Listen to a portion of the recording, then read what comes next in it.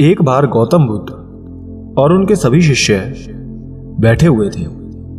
तभी उनके एक शिष्य आनंद ने पूछा कि तथागत, हम अपने क्रोध को कैसे अपने नियंत्रण में कर सकते हैं? बुद्ध ने कहा, इसके लिए मैं तुम्हें एक कहानी सुनाता हूं। तुम्हें आसानी से इसका जवाब मिल जाएगा और तुम सभी अपने क्रोध को नियंत्रित करना सीख जाओगे। एक औरत थी, वो बहुत गुस्सा करती थी। हर वक्त वो क्रोध में ही घूमती और यदि कोई उससे कुछ कह देता तो उससे झगड़ा करने लगती। और जब उसका क्रोध शांत होता तो वो सोचती कि ये उसने क्या कर दिया। उसके इस स्वभाव से उसके घरवाले और आसपास के सभी लोग परेशान हो गए थे। वो औरत खुद भी इससे परेशान थी। वो हमेशा सोचती कि ऐसा क्या करूं कि मेरा क्रोध मेरे नियंत्रण में आ सके, क्योंकि वो भी ये समझ चुकी थी कि उसके इस गुस्सैल स्वभाव के कारण अब कोई उसे पसंद नहीं कर रहा। उसका हर किसी से झगड़ा करना, गाली देना, सब लोग उस औरत से चिढ़ने लगे थे। एक दिन वो एक पेड़ के नीचे बैठी यही सब सोच रही थी कि वहां से एक साधु गुजरते हैं। वो उस औरत को उदास देखकर पूछते हैं कि क्या हुआ पुत्री, तुम उदास क्यों? वो औरत उस साधु को सभी बातें बता देती है और कहती है कि साधु बाबा, मैं क्या करूं, मुझे समझ नहीं आ रहा। अब तो मेरे स्वभाव के कारण मेरे घर में हर वक्त कलह कलेश लगा ही रहता है। साधु उस औरत की बात को बहुत ध्यान से सुनते हैं और उस पर विचार करते हैं। कुछ देर बाद वो उस औरत को एक दवाई की शीशी निकाल कर देते हैं और कहते हैं कि ये दवाई लो, ये बेहद खास दवाई है।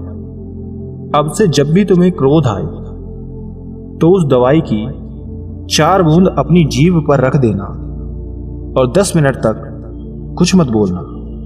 ध्यान रहे, यदि तुमने 10 मिनट के अंदर कुछ कहा तो यह दवाई का असर नहीं होगा और तुम अपने क्रोध पर नियंत्रण नहीं कर सकोगी। और ये कहकर वो साधु चले जाते हैं। वो औरत साधु द्वारा कहे नियम के अनुसार जब उसे क्रोध आता या वो किसी से झगड़ा करने जाती, तुरंत उस दवाई की 4 बूंद को जीभ पर रख लेती और 10 मिनट तक मौन धारण कर लेती।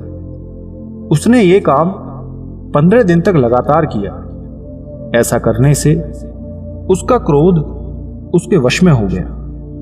15 दिन बाद जब वापस वो साधु उस पेड़ के पास से जा रहे थे, वो औरत वहीं बैठ उनकी प्रतीक्षा कर रही थी। तभी साधु को देख वो तुरंत उनके चरणों में गिर गई और बोली, महाराज आपका धन्यवाद, जो आपने मुझे ये उपाय बताया। अब मेरा क्रोध बहुत कम हो गया है और जब आता है तो मैं आसानी से उस पर नियंत्रण कर लेती हूं, जिसके कारण मेरे घर में खुशी का, शांति का माहौल है। आपका धन्यवाद। साधु उस औरत की बात को सुनकर मुस्कुराते हुए कहते हैं कि पुत्री, मैंने कुछ नहीं किया। उस शीशी में कोई दवाई नहीं थी, बल्कि उसमें तो केवल पानी की बूंदें थी। तुम्हारा क्रोध नियंत्रित हो सके उसका कारण केवल तुम्हारा मौन होना था। यदि कभी भी हद से ज्यादा क्रोध आता है तो उस समय चुप हो जाएं, क्योंकि अक्सर गुस्से में कही बातें हमारे रिश्तों को खराब कर देती है। इसलिए उस समय चुप होकर उस जगह से हट जाना चाहिए। ये कहकर साधु चले जाते हैं और तथागत बुद्ध कहानी को समाप्त करके अपने शिष्यों से कहते हैं कि गुस्से पर काबू केवल आपके चुप रहने से ही किया जा सकता है, क्योंकि गुस्से में अधिक बोलना सिर्फ झगड़ा, अशांति को ही लाता है। क्रोध के समय मौन धारण कर लेना उसको वश में करने का सबसे सही तरीका है। दोस्तों, हमारे जीवन में भी ऐसा ही होता है। हम अक्सर क्रोध में बहुत से अपशब्द या ऐसी बातें बोल जाते हैं जो हमें नहीं बोलनी चाहिए, और बाद में उसका अफसोस करते हैं कि ये मैंने क्या कर दिया, ये मैंने क्या कह दिया। और यही नहीं, कई बार हमारा क्रोध मानसिक ही नहीं, हिंसात्मक रूप भी ले लेता है, जिसमें हम दूसरे को हानि पहुंचा देते हैं, जो कि बहुत गलत है, और अंत में आपको उसका दंड भी भोगना पड़ता है। गुस्से को शांत करने का सबसे सरल उपाय यही है कि उस समय आप बिल्कुल चुप हो जाएं या उस जगह से हट जाएं और कहीं एकांत में जाकर बैठ जाएं। आपका गुस्सा थोड़ी ही देर में शांत हो जाए। तो अब कभी भी आपको गुस्सा आए तो उस दवाई की शीशी को अपने पास रखें और उसकी 4 बूंद जीभ पर रखकर मौन हो जाएं। देखना आपका गुस्सा भाग जाएगा और आप आने वाली कई सारी समस्याओं से भी बच जाएंगे। दोस्तों, इसी तरह से आपको अपने उद्देश्य को भी जरूर सोचना होगा। क्या आपने कभी इस उद्देश्य के बारे में सोचा है कि आप इस धरती पर क्यों आए हैं? क्या आपने कभी जानने की कोशिश की कि धरती पर आपके आने का उद्देश्य क्या हो सकता है? अगर आप समझना चाहते हैं कि आपके इस दुनिया में आने का उद्देश्य क्या है, तो जैसे जैसे आप हमारी इस वीडियो में आगे बढ़ेंगे, आज आप समझेंगे आपका धरती पे आने का उद्देश्य क्या है। ऐसी बहुत सी चीजें हैं जिसके लिए हम इस दुनिया में आए हैं। आइए सबके बारे में आज हम जानते हैं। बहुत सीधी सी बात है, इस दुनिया में हर एक व्यक्ति सिर्फ एक उद्देश्य के साथ जन्म लेता है, वो है सफलता। हम सभी सफलता प्राप्त करने के लिए ही इस दुनिया में आए हैं। सफलता प्राप्त करना हमारा उद्देश्य है, अधिकार है, और सफलता प्राप्त करना हमारा कर्तव्य भी है। और सबसे बड़ा सवाल यह है कि किस फील्ड में हमें सफलता मिल सकती है। ऐसा क्या करें जो हमें सफलता दिला सके? कोई ऐसा मंत्र है जो हमें सफलता की ओर ले जाए, या कोई ऐसी जादुई शक्ति जो हमें सफलता दिला सके? दोस्तों, बिल्कुल नहीं। सफलता वो नहीं है जिसे पाने के लिए लोग हम पर थोप देते हैं, जबरदस्ती करते हैं, बल्कि सफलता वो है जो हम खुद से चाहते हैं, जो हम पाना चाहते हैं, जो हमें अच्छा लगे, जो हमारा मन चाहे, दिल चाहे, जिस चीज को पाकर हमें खुशी मिले, वो सफलता है जो आपको खुशी दे।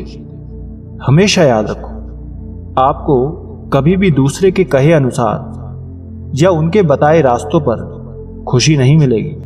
आपको खुशी तब मिलेगी जो आप चाहते हैं वो आप करें। यदि आप सच में सफल होना चाहते हैं तो आपको अपनी मंजिल पर खुद से चलना होगा, चाहे उस समय कोई आपका कितना भी विरोध करे, आपको आगे बढ़ने से कितना ही क्यों ना रोके। आपको आगे बढ़ना है, आपको वो करना है जिस मंजिल पर चलकर आपको सफलता मिले।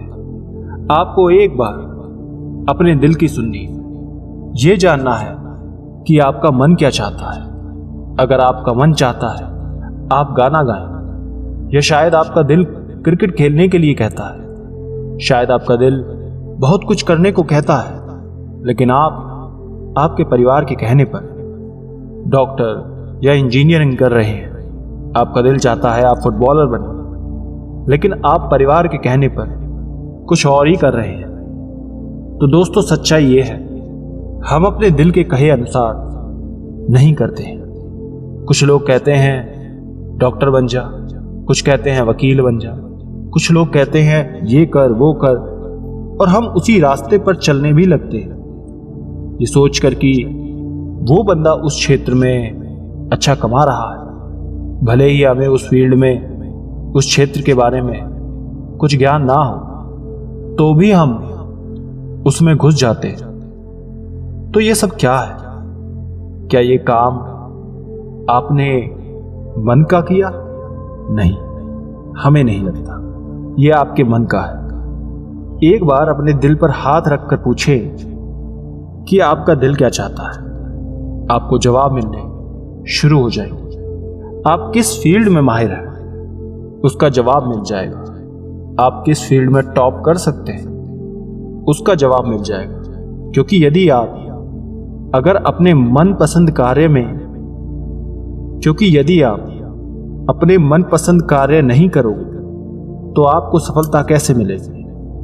नहीं मिल सकती दोस्त, ये मुमकिन नहीं है। और अगर आपको सफलता मिल भी जाती है, कई लोग होते हैं अपने फील्ड में बहुत सक्सेसफुल होते हैं, पैसा कमाते हैं, लेकिन उनको भीतरी शांति नहीं मिलती, वो खुशी नहीं मिलती जो उनको मिलनी चाहिए, क्योंकि उनकी उस क्षेत्र में कोई रुचि ही नहीं, मन ही नहीं। आप बस उसे कर रहे हैं। अगर आपको जो चीज पसंद नहीं, वो काम पसंद नहीं, तो आपको खुशी नहीं मिलेगी। अगर आपको सफलता प्राप्त करनी है तो अपने मन के सागर में गोता लगाना सीखो, उसमें डूबना सीखो, ध्यान लगाना सीखो। तब देखो आपको सफलता कैसे मिलती है। आप कौन सी पेंटिंग बनाना चाहते हैं, अपनी जिंदगी को किस मोड़ पर ले जाना चाहते हैं, आप खुद को कैसा देखना चाहते हैं, देखो। किस रूप में देखना चाहते हैं, देखो। सोचो कि आप स्टार बन चुके हैं, लाखों करोड़ों लोग आपको पसंद कर रहे हैं। सोचो कि आप एक बड़े व्यापारी बन गए हैं और लाखों करोड़ों लोगों के सामने स्पीच दे रहे हैं। ये तो बस एक सपना हो गया जो आपने देखा था। अब इसी को हकीकत में देखो कि आप क्या कर रहे हैं, क्या करते आ रहे हैं।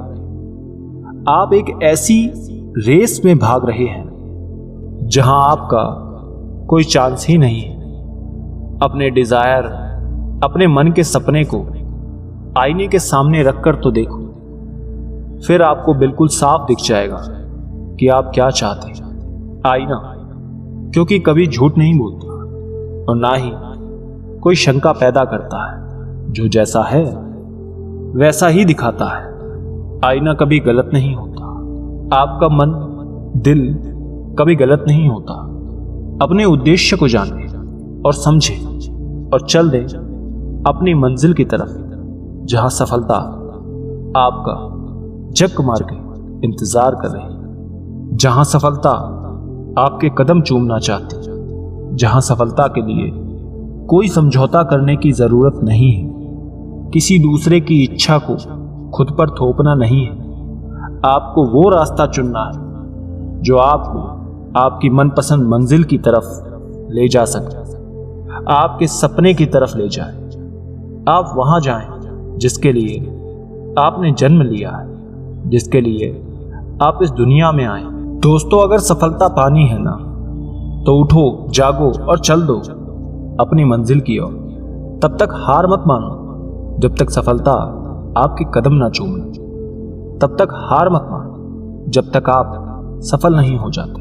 आगे बढ़ो अपने सपने की तरफ, ना कि दूसरे के थोपे गए सपने की तरफ आगे बढ़ो। क्या आप जानते हो, सफल और असफल व्यक्ति, सक्सेस और फेलियर पर्सन में सबसे बड़ी समानता क्या होती है और सबसे बड़ी असमानता क्या होती है? दोनों में जो समानता होती है वो ये है कि दोनों सपने तो देखते हैं, लेकिन सबसे बड़ी असमानता ये होती है कि सफल व्यक्ति अपने सपने को हकीकत में बदलने के लिए सफलता की तरफ कदम बढ़ाता है। उसके लिए वो लड़ता है, दिन रात एक करता है उस सपने को पाने के लिए। जबकि एक असफल व्यक्ति दूसरे के सपने का बोझ लेकर चलता रहता है, जिंदगी भर ढोता रहता है और उसी को पूरा करने लगा रहता है। काम दोनों को करना पड़ता है। उदाहरण के लिए, असफल व्यक्ति किसी के कहने पर कि हाँ वहां जाओ, खूब पैसा है, उस क्षेत्र में आगे बढ़ता है, मेहनत करता है और वो बिना उस बारे में जाने उस फील्ड में घुस ही जाता है और बाद में पछतावा करता है कि उसे बिना जाने उस क्षेत्र में नहीं घुसना चाहिए था। वहीं जो सफल व्यक्ति है वो प्लानिंग करता है, योजना बनाता है कि उसे किस क्षेत्र में जाना है, उसमें अवसर है या नहीं, आगे बढ़ने के लिए, भविष्य के लिए वो कितना सुरक्षित है, ये सब जान के अपने कदम बढ़ाता है। एक बात को याद रखिए, अपने मन के चुने कार्य को करने के लिए, सपने को पूरा करने के लिए कदम बढ़ाना पड़ता है, तभी सफलता मिलेगी और तभी हमारा इस दुनिया में आना सफल होता है।